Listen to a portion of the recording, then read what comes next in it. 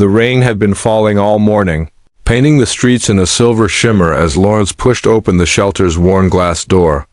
She had been to countless animal rescue centers in her lifetime, traveling with International Animal Rescue, holding broken wings and frightened paws in her hands.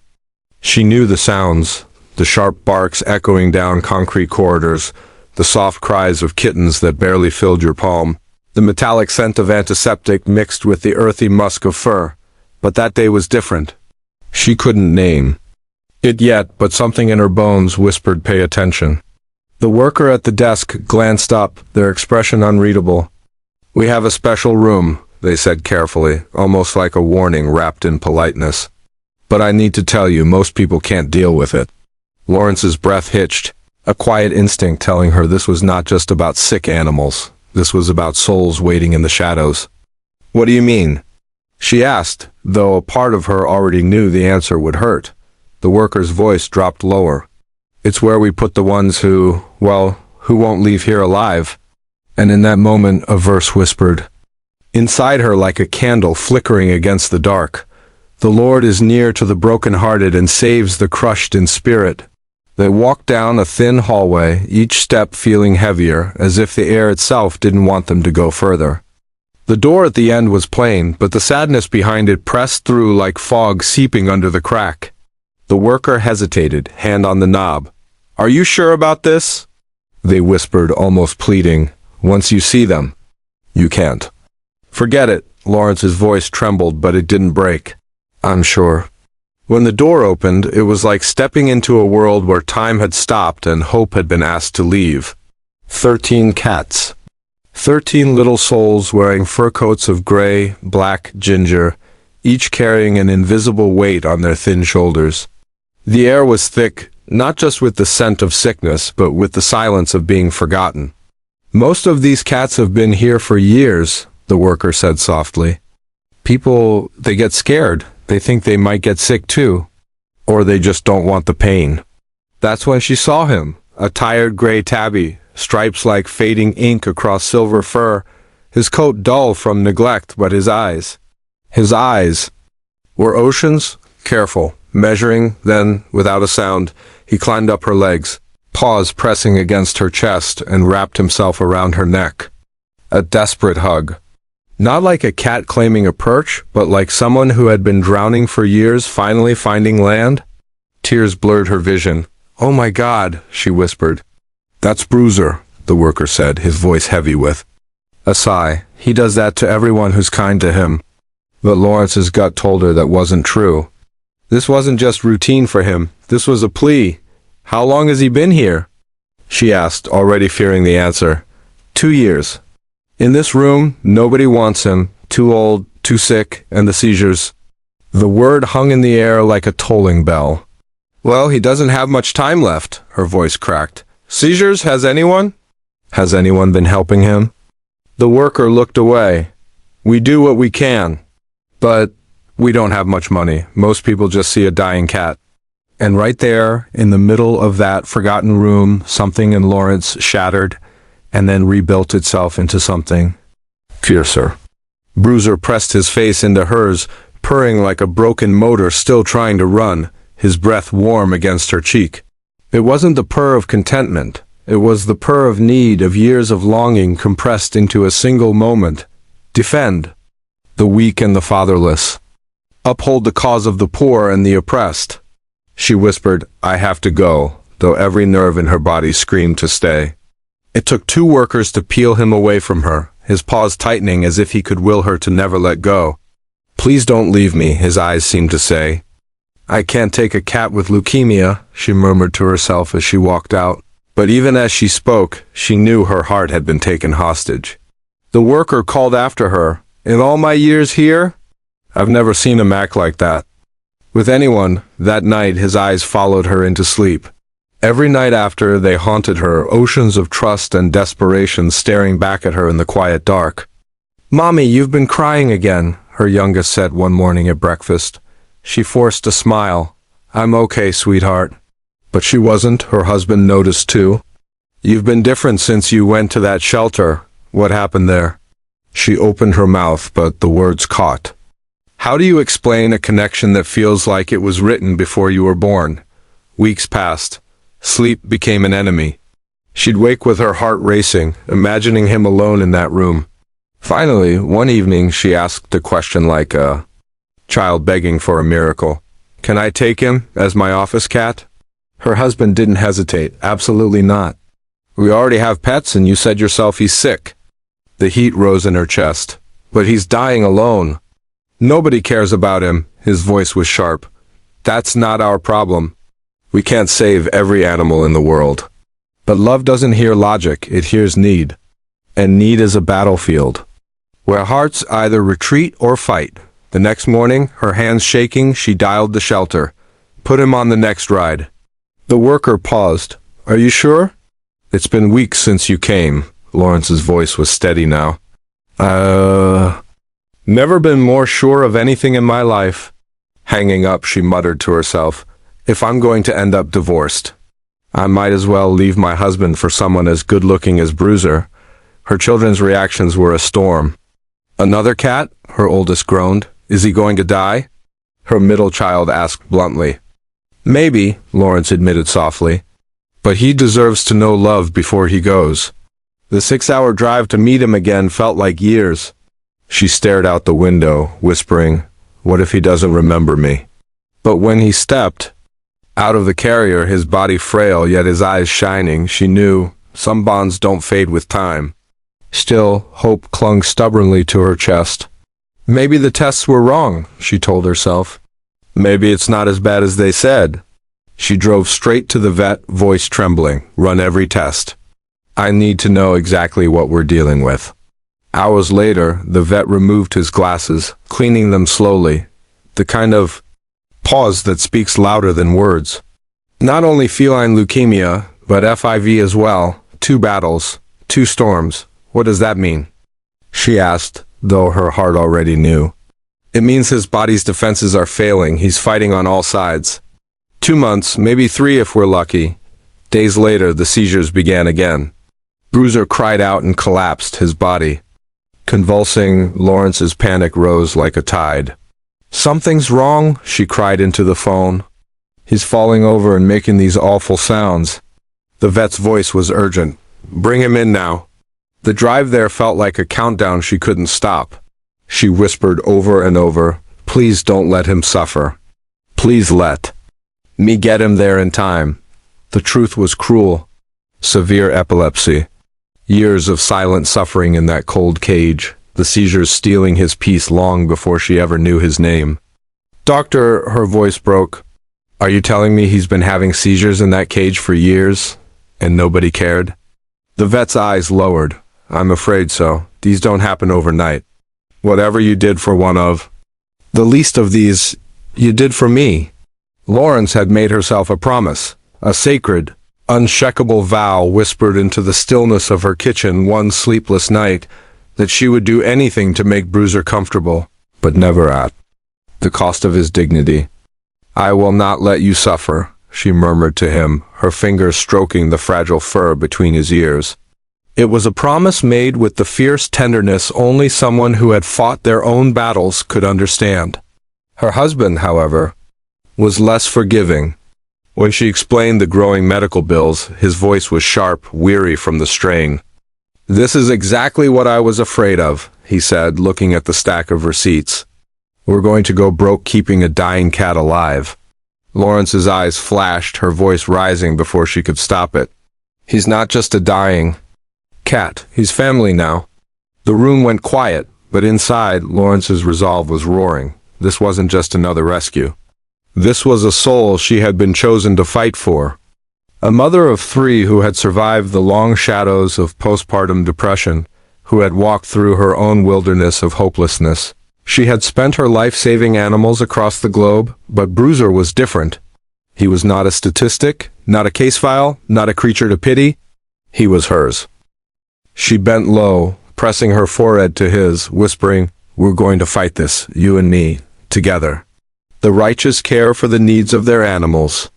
The treatment plan the vet laid out was relentless. Phenobarbital twice daily to calm the violent seizures that could strike without warning. Will you be able to give him pills every day, twice a day? The vet asked, almost gently as if preparing her for the burden. Lawrence didn't even blink. Whatever it takes. Every 2 weeks they returned for B12 injections and weight checks, the routine becoming a rhythm their lives now revolved around. His diet was carefully rebuilt, special food to strengthen his frail body, probiotics to heal his shattered digestive system. And then came the mess. He's leaving Hershey kisses all over the house, her husband grumbled one afternoon, waving a hand at the lingering smell. The whole place stinks. Lawrence's voice was calm, protective. He can't help it. His body is healing.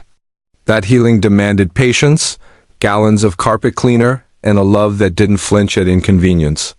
Slowly, so slowly, it felt like holding her breath for months. Bruiser began to get better. Through every pill, every needle, every mess, he remained the most loving creature she had ever known, his eyes following her everywhere like a shadow that refused to leave. One day her daughter asked, "Mom, why does Bruiser follow you all over the house?" Lawrence smiled softly, the truth landing as she spoke it, "Because he knows I won't give up on him. Even the sparrow has found a home, a place near your altar." Bruiser had no intention of being just an office cat. He integrated himself into the family as if he had always been there, as though the years of loneliness had been a waiting room for this moment. He sat at the dinner table with the children, watching plates pass as if part of the conversation. "It's like he's been waiting his whole life to be part of a real family," her son laughed. And maybe he had. Lawrence reorganized their entire home so Bruiser could roam the upstairs, the living room, and an outdoor enclosure where he could bask in the sun without encountering other cats. His years in the shelter had left him with a mistrust that was hard to shake. Her husband shook his head. "This is insane. We're rearranging our lives for a sick cat."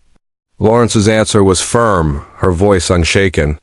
"He deserves his own space. After what he's been through, he's earned it." Every morning, she woke with the quiet dread of wondering if this would be the day his chest no longer rose and fell. She would lean over him, whispering, "Good morning, my beautiful boy," imagining his reply in a warm, rumbling purr, "Morning." Mama. 2 months passed, then 3, then 6. The vet, during a routine check, stared at the chart in disbelief. "I can't believe he's still here. His will to live. It's extraordinary." Lawrence's voice was tentative, a fragile hope rising. "But doctor, you said 2 months, maybe 3? The vet's smile was small but real. "Sometimes we see this. When an animal finally discovers its reason to live. I have come that they may have life and have it to the full." The vet explained what Lawrence had already begun to suspect. Living in the shelter had been slowly killing Bruiser. The loneliness, the hopelessness, they had been eroding his will to fight. But now every heartbeat had purpose. "Look at these blood tests," the vet said, tapping the paper. "His immune system is still compromised, but it's not collapsing. The seizures are under control. In my 30 years, I've seen it. Wanting to live can beat medical predictions." Lawrence felt tears gathering as the words sank in. Bruiser wasn't just surviving. He was living. Because for the first time in years, he felt loved. "So, what now?" she asked, her voice shaking with cautious joy. "Now we go day by day," the vet said, "and whatever you're doing, don't stop." 6 months became a year. 1. Quiet afternoon during another checkup, Lawrence found herself almost afraid to speak the thought. "Doctor, is it okay that he's doing so well? Should I be worried?" The vet laughed gently. "Worried about the good things? This is one of those special cases that breaks every rule. The medical books can't explain love, good food, a calm home, and steady care. Bruiser has all of those." He lifted Bruiser's lip, revealing healthy pink gums. 6 months ago, these were ghost white. Now, bright eyes, shiny coat, healthy weight. The leukemia and fever are still there, but his body has found its balance. He's not just surviving anymore, he's living. Faith, hope, and love remain. But the greatest of these is love. The vet's eyes softened as he looked between them. "I've seen animals give up and die days after losing hope. I've also seen them live years beyond what anyone thought possible. The difference. Love. A reason to keep going. I believe you rescued each other. His words sank into Lawrence like sunlight on cold skin. Bruiser purred, rubbing against her hand as though to confirm it. 1 year defied every medical prediction and turned into 4. By the second year, the vet team had given him a new name, the Wonder Cat. His story's going into medical journals, the vet told her one afternoon, his voice filled with admiration. And Lawrence knew what they had wasn't just a rescue story. It was proof that when love becomes medicine, even the sickest heart can keep beating. The vet's office was quiet the day the doctor pulled out Bruiser's thick medical folder. We want to learn what helped him live so long, he began, flipping through the pages like they were a mystery novel. Taking him away from constant stress let his body stop fighting so many unnecessary battles. The regular medicine kept the seizures under control. The special food healed his stomach, but the emotional part, he looked up, might be the most important. This cat went from believing he was unwanted and dying to knowing he was loved, needed, and had a purpose. That shift changes everything, from hormones to immune response. By year 3, Bruiser had become something of a legend. Vet students would crowd the exam room, their notebooks ready. This, the teaching vet told them, is what complete care looks like, how surroundings, medical treatment, and emotional health work together to create results that defy expectations. In the 4th year, the impossible had become their everyday. During what no one knew would be one of Bruiser's last visits, the vet confessed, I stopped being surprised by his strength around year 2. Now, I just admire it. The sicknesses are still there. That hasn't changed, but his body has learned to live with them. Instead of constant war, his immune system made a truce, of course, he added softly. Peaceful agreements don't last forever. Age and illness will win. But Lawrence, you gave him 4 years of joy instead of 2 months of suffering. That's not just medical, that's a miracle. And she told him every day, you're my miracle. And yet, the truth no one saw coming was this. It was Lawrence who had been saved. In her darkest seasons, during the crushing postpartum depression that had broken her after her second child, leaving her adrift for over a year, Bruiser had been her anchor. When anxiety left her shaking in the night, Bruiser curled against her, his purrs like a lifeline. I don't know what I'd do without you, she whispered into his fur. Here was a cat who had been abandoned over and over, and still chose to give love without limits. He rescues me every day, she told her mother. I thought I was saving him, but it's the other way around. When the end came, Lawrence kept her promise. She stayed at his side through his final heartbeat. It's okay, baby, she whispered. You can rest now. You've been so brave. And then, just before he slipped away, Bruiser reached out with one paw and touched her tear-stained cheek. She smiled through the sobs. I love you too. Thank you for picking me. Sometimes the greatest rescues happen in both directions. In her grief, Lawrence made a simple TikTok, just a tribute to her miracle cat. She never expected what happened next. Overnight, 10.4 million views. Over 20,000 comments. People all over the world were crying with her. Because of Bruiser, I adopted a cat with the virus, one comment read. Others renamed their rescues Bruiser in his honor. His story spread like wildfire. Shelters reported people coming in asking for the ones no one wants. Lives were changing because of one little cat who was never supposed to make it. This isn't just about one forgotten cat, Lawrence posted later. It's about giving hope to those the world has already given up on. When asked what she would say to him if she had one more day, her voice cracked. Thank you, he was the best gift. Every animal deserves what Bruiser had, she tells anyone who will listen. They won't be with us forever. But in the time they have, they give us more love than we ever thought possible. And then she leaves her audience with the question Bruiser's story demands. If you came across a sick, unwanted cat in a shelter, one everyone had given up on, would you walk away or give them a second chance? In the end, this wasn't just a rescue. It was proof that even in a world that can feel cold and unfeeling, love still finds a way to break through. Every act of kindness, no matter how small, sends ripples farther than we can see. And just like this little soul who was given a second chance, you too can rise from the hardest moments and step into a brighter tomorrow. So keep your heart open, your hands ready, and your spirit unshakable, because the world is waiting for your light.